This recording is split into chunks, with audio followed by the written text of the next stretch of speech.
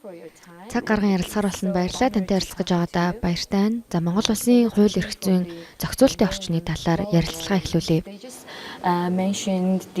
Хууль эрх зүйн орчин болон засгийн газрын тогтворгүй байдал нь гадаадын хөрөнгө оруулалтад сөргөөр нөлөөлсөөр байгаа. Энэ тал дээр та ямар байр суурьтай байдаг вэ? Well, I think Миний бодлоор Монгол улсын хууль эрх зүйн зарим элементүүд гадаадын хөрөнгө оруулалтад нөлөөлж байгаа гэж харж байгаа.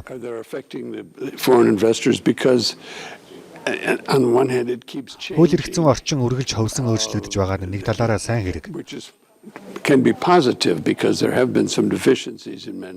Учир нь засаж сайжруулах шаардлагатай олон хууль бий. Татварын тогтолцоо, тухайлбал зэс зэрэг бүтээгдэхүүнд ногдуулах амнаат нь бусад улсуудтай харьцуулахад өрсөлдөхүйц байж чадахгүй байгаа. Жишээ нь үүн дээр сайжруулалт хийгдэх шаардлагатай. Гадаадын хөрөнгө оруулагчдын санааг зовоож байгаа зүйл бол хуулиа тогтмол сайн хэрэгждэггүй. Хуулийг өөрөөр тайлбарладаг явдал юм. And interpreted хөрөнгө оруулалтын тодорхойгүй байдал асуудал болж байна. Uncertainty over investment becomes the issue and in past experience Өмнө нь татварын маргаан гарч компани удирдлагууд Монгол улсаас гарч чадахгүй хүрч байсан зэрэг нь гадаадын хөрөнгө оруулагчид Монгол улсад хөрөнгө оруулахад хүндрэл учруулсан. Make it very unsettling for Тодорхой хэмжээний хөрөнгө оруулалтууд бол орж ирж байгаа. Okay, we see a lot of investment coming in on, and you see it more on the. We've seen a lot. Хөрөнгө оруулалт харьцангуй бага ордог гэсэн утгаараа дийлэнх нь жижиглэн худалдаа болон франчайз бизнесүүдийг чиглэдэг. They're not having to put the big investment in. Тэд Монголд түнш байгууллага олж франчайз эрхээ зардаг. Will pay them to be able to use their whether it's CEO аль эсвэл кофе шопуудыг энд дурдж болно. Now we have other Хөрөнгө оруулагч өөрөө хэрэгжүүлэхийг зорж буй томоохон төслүүдийн талаар ярихад ялангуяа уул уурхайн салбарт тодорхойгүй асуудлууд үүсдэг.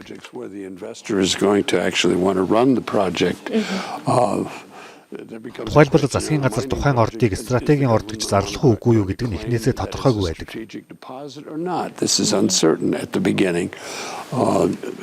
Хөрөнгө оруулалтын гэрээ байгуулах шаардлагатай юу? Төсөл ийм гэрээ хийхэд хангалттай хэмжээний их үү? Мөн энэ нь хизээ хэрхэн батлагдах вэ гэх мэт. Үйл явц нь тодорхой бус байдалтай байгаа нь гол хүндрэл юм. Саяхан би Монголын уул уурхайн салбарт 25 орчим жил ажилласан нэг эрхэмтэй уулзсан. Тэрээр Монгол улсад тулгарч буй гол асуудал юу вэ гэж асуухад нэг үгийг хэлсэн. Тэр нь шүүх эрх мэдэл.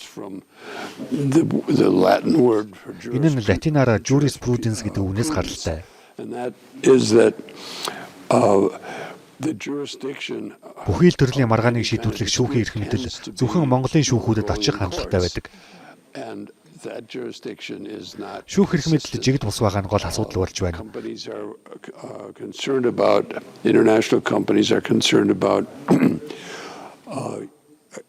Өөрөөр хэлбэл шүүх эрх мэдэл тогтвортой тууштай бус байгаагаас олон улсын компаниуд Монголын шүүх эсвэл дотоодын арбитрийн байгууллагаар маргаанаа шийдвэрлүүлэхдээ итгэлгүй байдаг. Иймээс тэд гадаадын шүүх эсвэл олон улсын арбитрийн шүүхэд хандахыг илүүд үздэг. Бусад улс орнууд илүү найдвартай, хүчирхэг хууль эрх зүйн системтэй тул энэ асуудал Монголд хөрөнгө оруулагчны хувьд үндсэн эрсдэл болж байна. Хуульд өөрчлөлт оруулж болдог. Гэхдээ эргээд хуулиа ёс зүйтэй, шударгаар тогтмол хэрэгжүүлээд явж чадахгүй бол үр дүнгүй л байх болно. Гадаадын хөрөнгө оруулалтын хуулийг олон жил давнаа ярьж байна. Энэ талаар та ямар бодолтой байдаг вэ? Бараг 3 жил болж байгаа шүү дээ. Хууль эрх зүйн орчныг бүрдүүлж өгөөг учраас маш олон гадаадын шууд хөрөнгө оруулалтууд хаагдсан байдалтай байгаа. Blocked, yes. Well, I think Тиймээ хаагдж байгаа.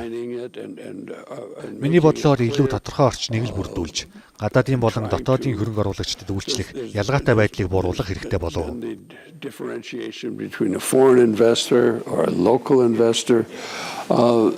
Гадаадын хөрөнгө оруулагчдыг татахыг хүсэж байгаа бол шүү дээ. Яагаад бидэнд өөр хандаад байна вэ? Биднийг үнэхээр хүлээж авах сонирхолтой байгаа юу?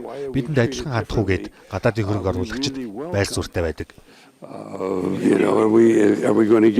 Тэгэхээр дотоодын болон олон улсын хөрөнгө оруулагчдад мөрдөгддөг яг тодорхой нэгдсэн хөрөнгө оруулалтын хуультай болох хэрэгтэй гэж олон ч хүн үзэж байгаа.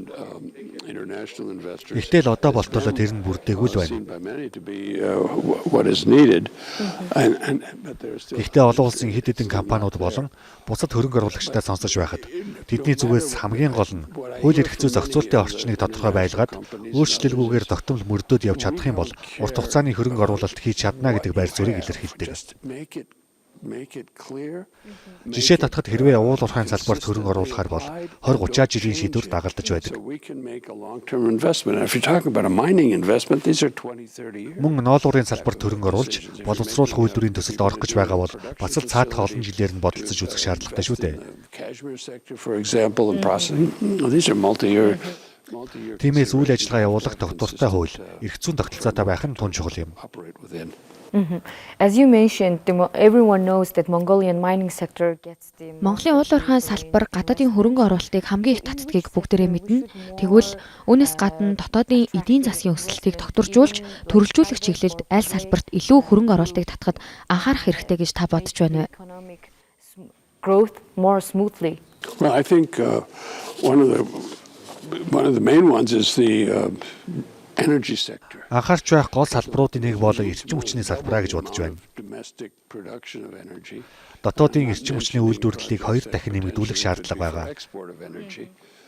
Экспортын эрчим хүчний төслүүдийг энд дурдаагүй шүү. Is not being Дотоодын эрэлт нийлүүлэлттэйгээ нийцэхгүй байна.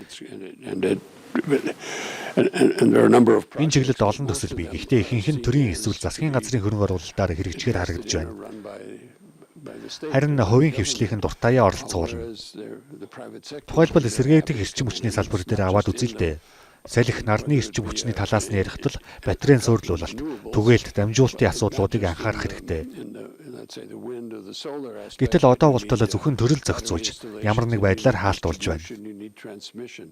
Хэрвээ энэ салбараа чөлөөт өрсөлдөөнтэй байсан бол олон хувийн компаниудын сонирхлыг татах төдийгүй компаниуд хуваасаа хөрөнгө оруулж санхүүжилтөд зохицуулаад явж чадах байлаа. Companies that Ингэснээр төр засаг зээл авах шаардлагагүйгээр төслүүдээ санхүүгийн дарамтгүйгээр хэрэгжүүлэх боломжтой болно. arrange their own funding to Монгол улсын зээлчих зэрэглэлийг саяхан асах бие болгож ахиулсан. Энэ бол сайн мэдээ. having to borrow money. The government Гэхдээ гол шаардлагуудын нэг нь засгийн газрын өр дотоодын нийт бүтээгдэхүүний харьцааг 40% орчимд барих явдал юм. Хэрвээ эдгээр төслүүдийг төр өөрсдөө хэрэгжүүлэх гээд их хэмжээний зээл авбал асуудал үүсэх болно. Одоо ч гэсэн хувийн хвшлийн салбар бизнесээ илүү чөлөөтэй явуулах боломжтой бол төслүүдэд идэвхтэй оролцох хүсэлтэй байна. themselves, they will have a problem. Нэмээд хэлэхэд сэргээдэг эрчим хүчээ нэмэгдүүлсний дараа өөр олон зүйл хийх боломжтой болно. Freedom to run. Жишээлбэл хиймэл оюуны тооцоолол, Once you have this more renewable energy, you can do other things with it. You can томоохон тооцооллын эрэлтийг хангах дата төвүүдийг шаардлагатай эрчим хүчээр хангах гэх мэт. centers for AI calculations, but the huge computer. Монгол дахь сэргээгдэх эрчим хүчний нөөцлөөр тулгуурлаад харахад тун таатай боломжит салбар юм.